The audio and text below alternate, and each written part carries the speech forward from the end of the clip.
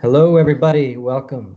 Option Experimental Sound Studio every Monday night through the end of October. Tonight, we are pleased to have world-renowned bassist, composer, and professor John Hébert, live Hello, from everyone. Michigan. Hello, John. How are you?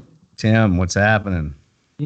Just getting through this thing, trying to get through this thing, Yeah, we all are. and we all are. It's a daily thing, man. The daily thing. You know. But these Monday night things have been very helpful. Yeah, I caught last Monday. It was awesome. Fantastic. Gerald is so Yeah. wonderful. That was such Yeah. a beautiful interview. Nice to have you, John. Thank you. Yeah, so looking forward to getting into some solo music that you recorded, as well as a quintet track. We'll listen to a quintet track later on too. We're looking forward to that. But before we get into any music, I just first wanted to just ask you about your recent gig at the at Western Michigan University in Kalamazoo. How Yeah. long have you been there? This is my second year. Okay. So basically third semester. I started last year. Yeah. And are you just teaching bass? Are you doing ensemble class? Or? No, I'm teaching, bass students, and then in addition to that, I have a small group combo, whatever however you want to call it, and then a lab band, which is sort of a smaller big band with just 2 trumpets, 2 trombones, and 5 saxophones, and rhythm section, and improv class. Oh, cool! Well, fantastic. So yeah, it's a big load, Probably nice. I mean, I love New York, but considering what's going on right now, it's probably nice to have a little bit of space. Yeah, I mean, it's definitely a lot different than living in the Northeast. Yeah. In Jersey, Jersey City, where I live. My wife and son are there, so that's also challenging. Spending time away while I'm here teaching, and my wife has a job in New York, and my son's going to school there. Of course, everything's online now, except for me. Actually, Western's in person. We're actually teaching in person. That's amazing. Yeah. You're teaching lessons in person, just fully masked, and just of course you got the distance. Yeah, we got the distancing, the masking going on. A couple of students are opted in for virtual learning, so I do have a couple of students doing that, but primarily it's in person, which to me is what I prefer. Of course, prefer music. I mean, come on, it's really hard to teach, through a screen. Yeah, totally. So yeah, everything's in person. The lab band, we're rehearsing, and the small group meeting once a week. I mean, there's restrictions to all that, which doesn't make it totally easy to do, because there's time limits when you're dealing with wind instruments and voice. We're really only allowed to play for 30 minutes once wind and voice is activated. In a room, you have that amount of time to play together, and then after that, you have to leave the room and air circulation and all that. So. Yeah, there's a lot of protocols in place. Do you think that it's possible that the COVID era could be the end of wind instruments as we know it? I hope so. No, it's terrible. No way, man. No. Actually, it's pretty out. Some of the cats at school, like in the orchestras, they have these bags that they put over their entire horn, and their arms are sticking through the bag playing the keys. Wow. Then they got the mask and the mouthpiece going through the mask. So they're pretty much, you're not getting any spray from that. It's pretty contained in that little bag. It's like a saxophone condom or something.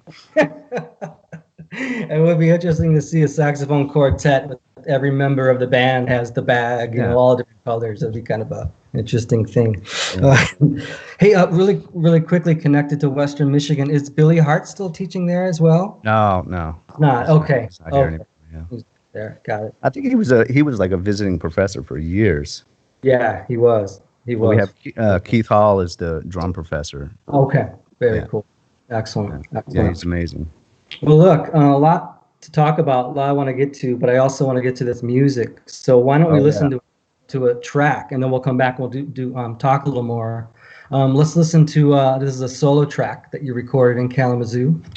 Cool. And why don't we give it a listen, and then we'll come back and we'll talk. So you're about to listen to, I should say, John Hébert, from his home in Kalamazoo, Michigan, here on the Options series. This might be the one outside. I'm not sure. Okay, I think this is going to be the outside Yeah. piece. What Yeah. about Yeah. the outside piece? Take it away, Alex.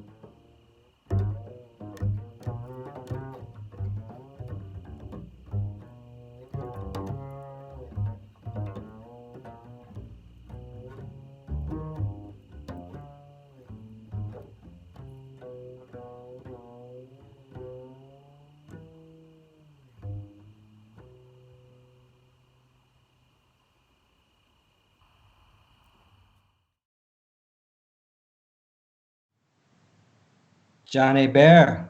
Tim Daisy. Series, my friend. So nice to hear you, even if it's remotely. Thank you. Yeah, it felt good. It felt good to play. Actually, it was Yeah, nice. It was nice to have this opportunity, to present music. It's absolutely, you man. know, I kind of like having the deadlines. It Sure, helps sure. sometimes with the creativity. You are obviously very comfortable in a solo format. Have you performed solo much, like in New York or around Uh, solo concerts? I wouldn't say much. No, I mean I've done a few, like a handful, but Yeah. I've never, you know, set out on a tour for solo bass, which I mean I was thinking about doing prior to all this stuff going off, but that was something that I was like toying with, trying to put something together overseas, But that's definitely on the back burner at the moment. Yeah, totally. As But is every. I did. I don't know, I always find it interesting to play solo bass. Just having, I guess, that freedom and of expression, and sometimes not having any plan or thought about what I'm gonna do. Oh, Just allow things to sort of stumble onto each other. You know, a game of Tetris or something. yeah. I was gonna ask you if like you're going in with any strategies beforehand, or you just like to let it flow and just let the ideas come out. Yeah, I mean, I sort of have to let that side of me, that ego judge. That's what I find now with the complicated aspect of this quarantining thing. I don't know if you've experienced this, but that side of me is to be super hypercritical and you know oh, it's got to be perfect, right? And so now that I have this opportunity to record myself and I have all the gear here, I'm not paying someone, I'm not on a time constraint, that opens up a whole nother set of issues. Like, oh, wait, I could do it better. Wait, it's only midnight. I can do better. The 4 a.m. rolls around. It's like, oh wait, I'm still working on this improvising piece. It's been 4 hours. It's like enough already. You just have to let that go. And that was part of I think the video you guys watched was something that I did outside. I brought my bass because I love playing outdoors, especially in Kalamazoo. The weather here has been absolutely beautiful. And I can drive 5 minutes and I'm in the middle of these woods, and I just bring my bass and set up my hammock and play, and it just sounds so magical, like with the birds and the crickets and all the bugs and the sun coming through the pine trees, the smell. I hate people jogging or riding their bikes along the trails. It's way more organic than, having to be in my living room or in a recording studio. Yeah, The totally. bass is wood, right? You want to be in the woods with the wood and playing the wood. The environment. The Oh, that's environment. yeah. The question just came in, and I think you may have partly answered it by just describing working in nature, being in nature. But Ken Vandermark asks, how does John deal with lack of deadlines as concerts and tours and recording sessions continue?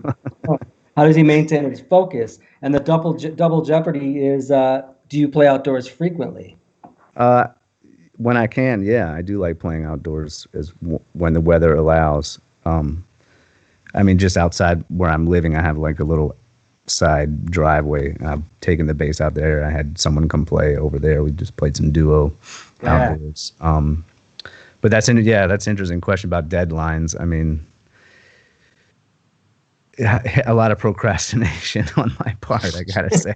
I mean, even though I'm extremely busy, with teaching and then family and dealing with just life, Yeah. it's yeah, I'm not gonna lie. I mean, there were some months there, in this quarantine period where I would like music, I just didn't even want to deal.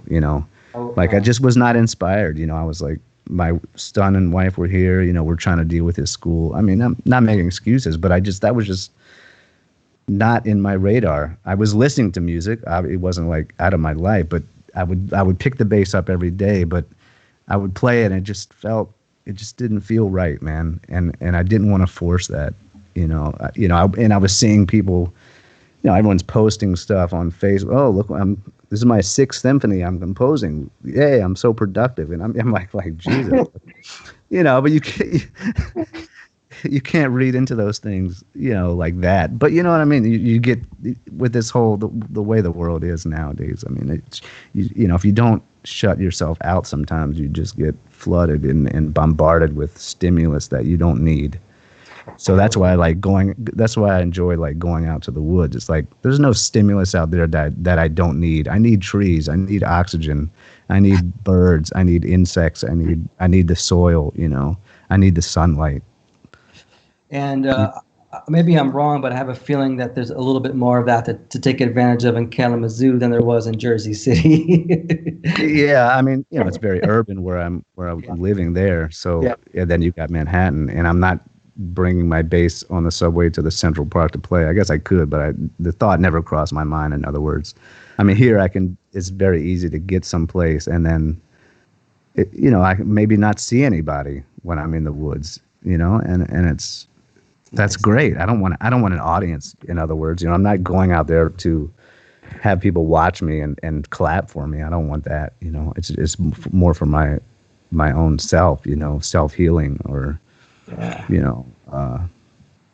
Growth. I'm with you, man.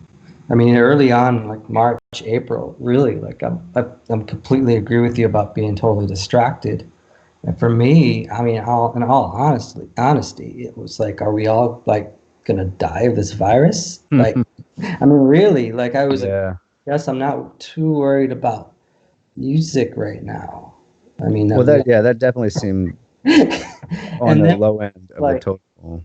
yeah, totally. And it seemed, and as much as it heals to play, I mean, it was like, wow, like, yeah, I mean, we got to figure out, I guess, if we're not all going to get wiped out first before we worry about like what our next record or tour is going to be. Yeah, that's what it felt like for me. It's like Yeah. I'd rather come back to it in an organic way than feel forced. I mean, I was still teaching too at the university. We had flipped to everything virtual at that point back in March. So I was navigating Zoom and how to teach classes like private lessons on. I'd never done that, right? So I'm just trying to figure that out and Yeah. having Zoom meetings with faculty seemed like it was almost every other night we're having a Zoom meeting, like trying to figure out the plan for the fall. No one knew what was going on, and it was like that up until 2 weeks in August. I still had no idea about whether or not I was going to be back. It was insane. Yeah. Crazy times. For those of you who may have just tuned in, we're speaking to and listening to bassist and composer John Hébert, and we're about to listen to another piece of his. And as a special treat, we have also a quintet piece that we're going to listen to later on of a band of John's. And I'm really excited to listen to that. It's got some amazing musicians in it. And I'd love to talk a little bit about that music with John as well. But I do also want to remind the listeners that you can donate. Don't make a donation. All of the money you donate goes straight to the musicians. So please do that. So why don't we listen to another piece, another solo improvisation, and then we'll get back to the interview. So this is John Hébert here on the Option series at Experimental I Sound think Studio. this might be called Tapstone. Tapstone. Okay, this But piece. I can talk about it afterwards. Yeah. Okay, yeah. It's not my tune. It's a composition of a dear friend and musician. Got it. We're about to listen to a composition called Tapstone, and we'll talk about it after we hear it. So this is John Hébert on the Option series. Take it away, Alex. Thanks.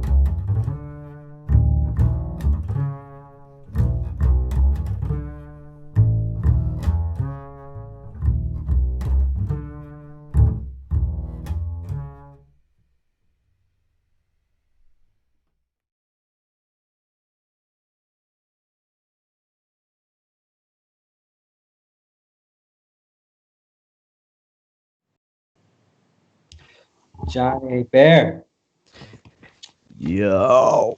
option at Experimental Sound Studio. We just heard another solo piece. Do you want to talk about that piece a little bit, Tapstone? Oh yeah.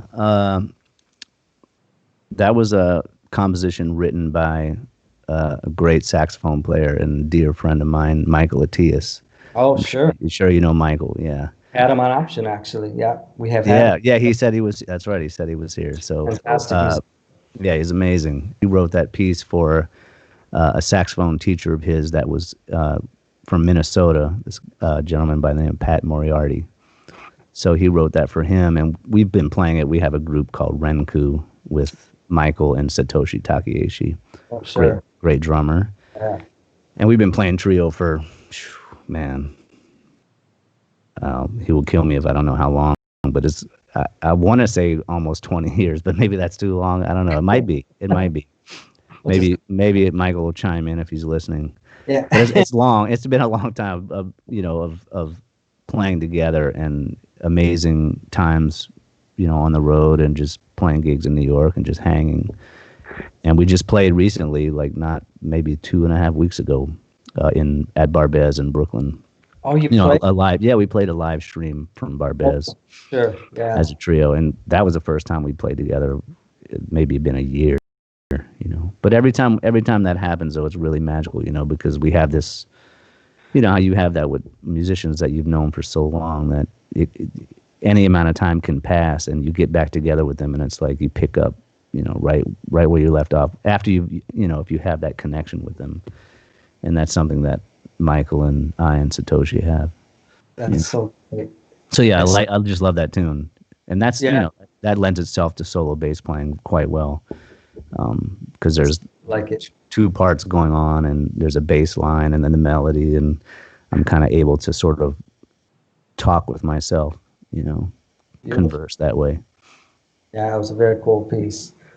We had a few questions come in, but before I get the audience questions, I just want to ask you if we could just back up for a minute and just ask about your early life.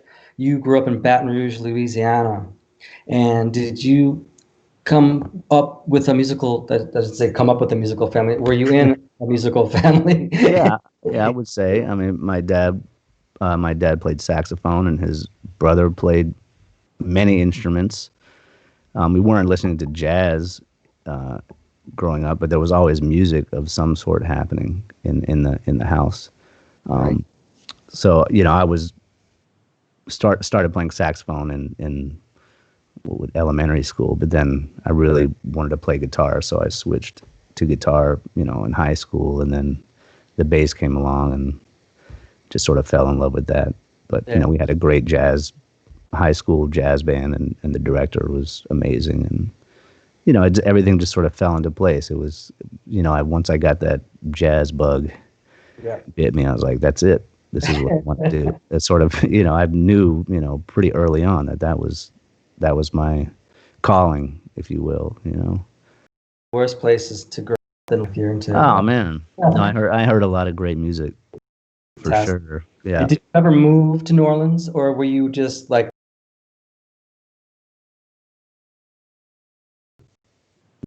Maybe 2.5 years, because I went to college there. Oh, okay. Loyola University. So I did actually live there for 2 years and worked in New Orleans and hung, and I was a young college student, got into trouble, but it was great. I had a great time and played some great music and met amazing musicians, and was, there's a very I'm sure Chicago's like that too. There's a really sort of mentorship that takes place down there. The old elder, musicians were always welcoming to the younger. If they knew that you had a passion and that you were serious about the music, they would always come sit in the last tune of the set. And I play this blues. I had no idea what the blues was, but they would, I'm in high school and they want me to sit in with these cats. It's like, wow. It's so important. It's so But that was their vibe, I don't know, I'm sure that takes place everywhere, but it just had that. I was just fortunate to come across those kinds of musicians who were that welcoming and, nurturing and wanting to see someone carry this torch, of this music.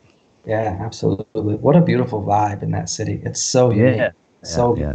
the feeling of the musicians that come out of there too. Like I've always loved, Ed Blackwell, Vernell Oh, Fournier, Blackwell. Yeah, those cats that came from New Orleans. Even if they left, there's some quality, and I don't want to generalize, but there really is. I feel some kind of quality in the quarter note. it's a funk. Blackwell, yeah, it's great. And when I hear It's the funk, Blackwell, man. yeah, totally, it's fantastic. Yeah, it's And, it's the humidity or something. yeah, yeah, The and then heat. but they bring it to New York or they bring Oh it to yeah, yeah. go. It's really, really fantastic, really great. A couple of questions from the chat, and then I would like to move on to the this quintet piece that Oh you. yeah. Okay. There's one question from is it Jim Mackney? He wants you to tell us about playing with Tony and Billy on the highway. So Oh, that Tony Maltby and Jim. Billy. That's Yeah. Mackney. Give a Okay. shout out to Mackney. Okay. Um, yeah, that he's talking about Tony Malaby and Billy Mintz. We've been playing since COVID and the quarantine stuff. After I left here, I went back to New Jersey for a couple months prior to this fall starting. And Malaby also lives in Jersey City, and Billy Mintz lives in New Jersey up in Teaneck. So we're all relatively close, and Yeah. we're just dying to play, And I'm back, and it's like, yeah, let's do something. So Tony knew of a spot underneath, not on the highway, but underneath this overpass, which is part of, I guess, the New Jersey Turnpike, kind of in downtown Jersey City. And it's really funky, You're like in these overpass, like graffiti everywhere, like garbage, skateboarders skating around you, some homeless cats walking around, cars zipping by, and we're just like parked out there playing like some avant music and just Malaby screaming. We're just hitting. Oh, it sounds lovely, man. Yeah, it was great. I mean, we would do that at once or twice a week. We'd go out there and play, and we did some recording under there, and yeah, there's some stuff I think on Facebook and stuff with that trio, but it was really cool how that happened too. And it kind of kept us all sane because we're down. As musicians, we want to play, right? We want to play with other human beings, Yes. and not behind a screen. Exactly. Yeah. So it was so liberating to just kind of feel that energy from Yeah. another human We are social experience. animals after all, right? Yeah, yeah, Amazing. yeah. One more question from the chat, then I want to talk a little bit about the quintet piece you brought in. Elliot Torrey asks a geek gear question. What is your recording amplification setup? You get a great sound. Okay, recording. Okay, I guess you're referring to the pieces we heard. So, well, the first piece was iPhone. That was just the iPhone set up in front of the bass on like a music stand, or so I could just leave it fixed. That was the one in the woods. And then the last one, I believe, yeah, that was in my place where I am now using this microphone, which is it's a German microphone. MBHO is the brand, and it's the interface I'm using is it's a Focusrite. USB into the Mac, and then the someone told me about this software OBS, which is I think Open Broadcasting software system or software. But I was trying to find how can you wanted video, right? So the only way I knew how to shoot video and audio was the iPhone. But if I had to do it inside, then I wanted to try and get the sound a little bit better. So someone told me, use OBS. You can route your audio through that, and then you have the video lined up. So I did that, But that's what you're hearing. There was no amplification to speak of other than just putting the mic in front of the bass. Right on. But thank you for the, I'm glad you like the sound. I appreciate that. Thanks for listening. So next up, we want to listen to this quintet piece. But before we do that, can we talk a little bit about this? Is this a group that you are writing for? Is this a group that under your leadership, the quintet? It is and was under my leadership. I mean, what you're going to hear is something from about 7 years ago. Okay. Yeah, so it's rather long ago, and I kind of stumbled across these recordings during this time, sitting around and having all this stuff, time on your hands, so to speak, So actually, Fred Hershey was on this recording, he actually stumbled across the files on his phone or something, like they just came on random play or something. He's like, what is this? He's like, oh wait, this is, oh shit, this sounds good. So he's like, John, I found these files, check this out. We should do something. So I started listening to them. I'm like, yeah, actually I forgot about this. So I'm gonna try. My intention is to do like a Bandcamp release. Sure. So not to self-promote something that's not even out yet, but you can send me money now, and you'll Might put it on Bandcamp. yeah, and you'll get a recording in about a year and a half. Fantastic. I Well, the promise. lineup is it's a pretty good band. So it's Fred Hirsch on piano, Tim Byrne on alto saxophone, Chestnut on drums, Taylor Hope Bynum on On cornet, cornet. Yeah. yourself on bass. That's a really nice band. Thank you. Yeah, Um, it was a project I had conceived of. We called it Sounds of Love. It was meant to be like we were doing all Mingus tunes. oh wow. And then before, kind of before the first sort of gigs took off, then I started kind of writing some sketches like based on Mingus tunes. So a lot of the record, which not the tune you're going to hear is just an original called Sue's Changes, but Cool. sort of based around some Mingus stuff. But a lot of the other stuff is sort of my piece with improvised going into like Duke Ellington's Sound of Love or Remember Rockefeller Attic. Yeah. So Fantastic. Beautiful. yeah, I just didn't want to do a tribute band, although I love Mingus. So I mean, I would be honored to do a tribute just to Sure. Mingus. That's amazing. He's a huge influence. Wonderful. Well, why don't we check out Sue's Changes? And just to let the audience know, this is just going to be audio, so you'll have a nice photo of the group, but just the audio. Sue's Changes, and this is it the John Hébert Quintet, or did you already tell me that Just already? say it's just call it John Hébert Sounds of Love. John Hébert's. Okay, Sue's Changes by John Hébert, Sound of Love. Take it away, Alex.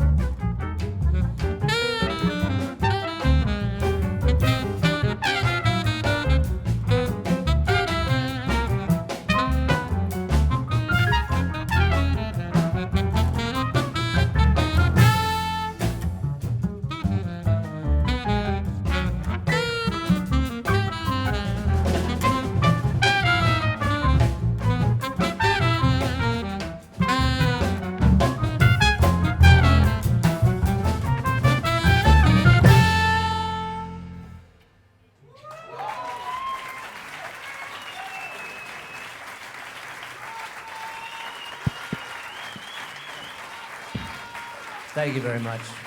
Good night. Good night. Grazie. Grazie. Buonanotte. Yeah.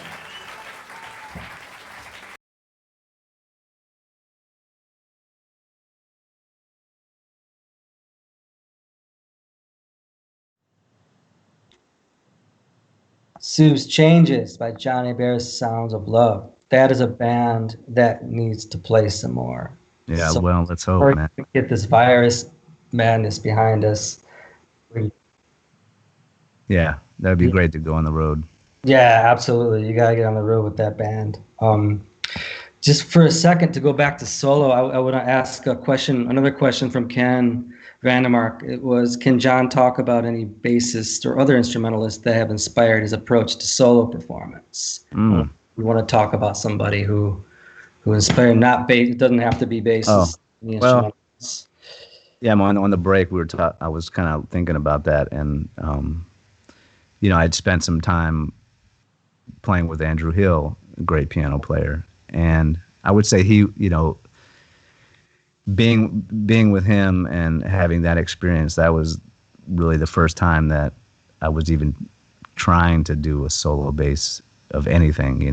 The thought hadn't really crossed my mind at that point, but I just remember the first time, or not the first time I played with him, but it was an experience where he would get on the bandstand and he would just say, "Okay, John, you start," and then I'd be like, "What? Okay," and then I would start playing, and then no one was coming in. It would be a good 5, 6, 7 minutes, and then imagine like on a festival stage, I'm like, okay, and then no one's there.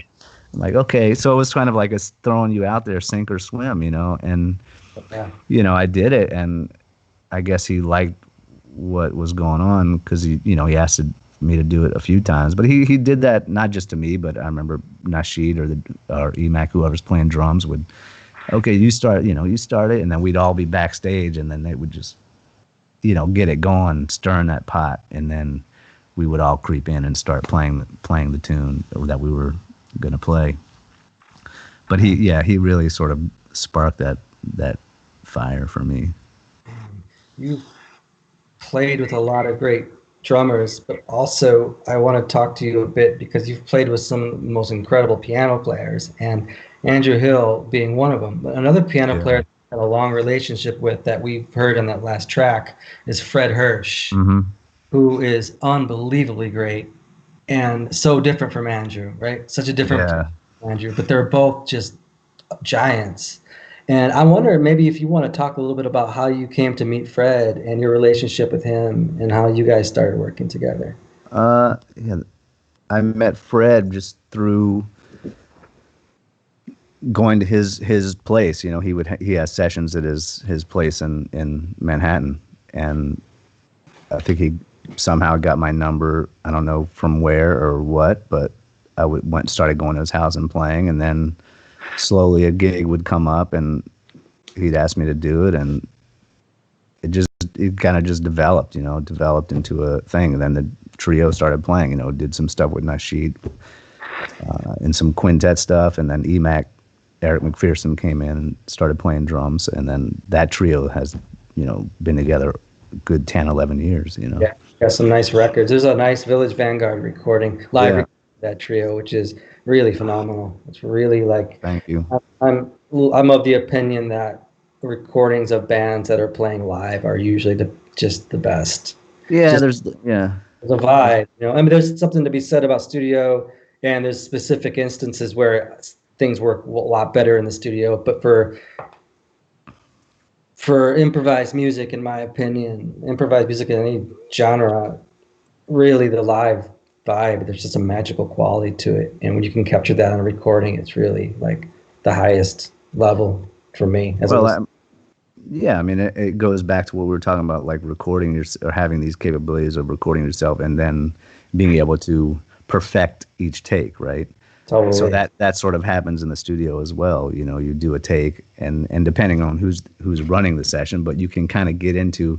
I mean, I remember recording with Andrew, and I remember him talking. We did a take, and do we want to listen to that back? And Andrew's like, well, I find that when you go back and listen to the take, you tend to only listen to yourself. Which is true. You go back, you want to make sure you played okay on that take, and then you kind of, maybe we do another one. It didn't have a vibe. It's like, well, according to who, your ego or what? Wow. So, like the live recordings, you can't get away with that. It's instant. It's boom. It's in the ether. It's done. It's on tape. It's over. There's no going back and correcting. Oh, I went to that A section early, or I dropped a beat, or whatever. Whatever. Yeah. Whatever music you're playing, yeah. it's there. It's the moment is captured. Boom. That's it. It's gone. That's probably why I'm so attracted to it. Like, I was listening to the Monk Coltrane Carnegie Hall concert right before our interview tonight, and it's just the vibe is so beautiful and so magical. And it's interesting, like, picking up on what you're talking about. If like Train or Monk or Shadow Wilson were still around, if they go back to the recording, what are they hearing? Because to me, this is pristine. This is just like outstanding. Yeah. Or would they even want it released? There's all these like they just released another Monk thing from Palo Alto, like a high school concert. It's like, is he really yeah, it was like his last concert or something with that group, with Rouse and Larry Gales and Ben Riley. Yeah, I'm always a little weirded out too by, like, oh, really, another complete Silent Way, Miles Davis, another complete Bitches Brew. Yeah. How many? I'm not sure Miles had all that stuff released, man. Like, well, yeah, that kind of, that's borrowed on by. Has nothing to do with the music at that point.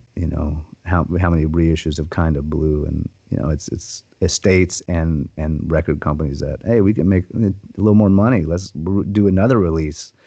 We sold so many copies of first. They don't always have the artist's best intentions in mind. It's strange. I don't think they ever do. It's strange to you. I'm trying to be diplomatic, John. Oh yeah, that's right.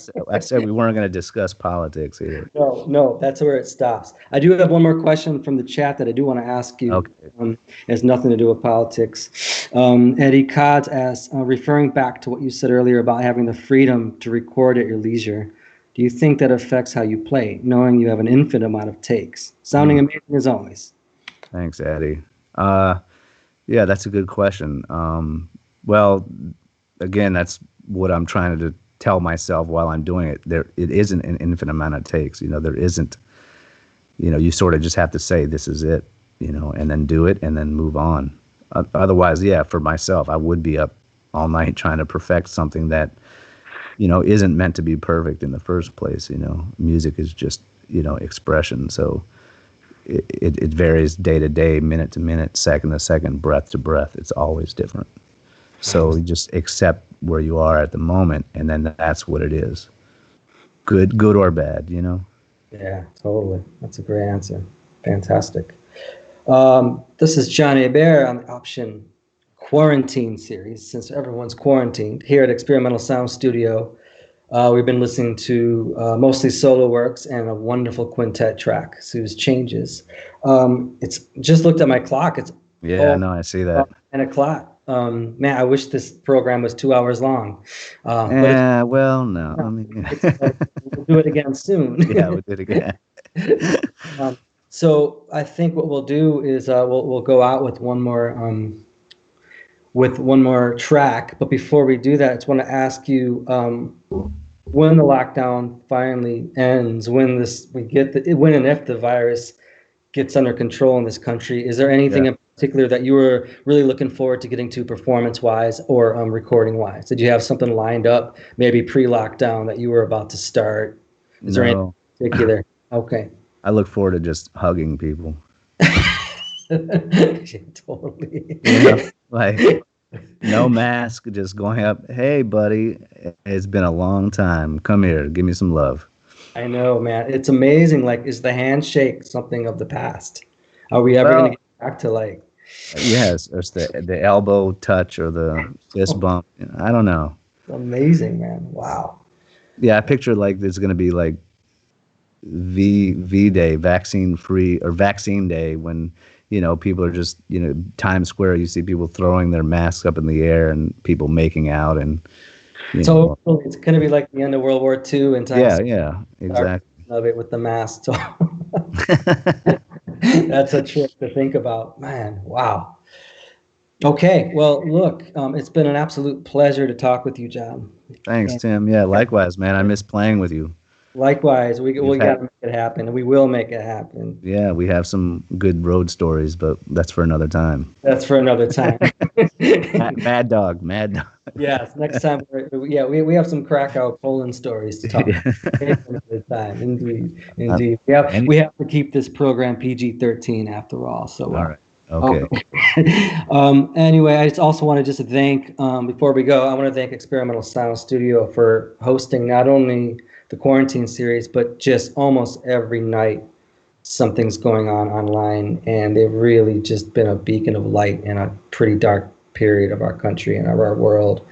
Every night you can go to their website almost every night and see music, and it is phenomenal, and it's great. So thank you to ESS. Yeah, please support the arts, Please support the arts. Please make a donation to ESS. And we're going to listen to one more solo improvisation by John Hébert. And that's all I'm going to say. So one more piece. Thanks again, John. And we'll see you. Thanks, Tim. Thanks, everyone listening. I appreciate you all. Right. Peace.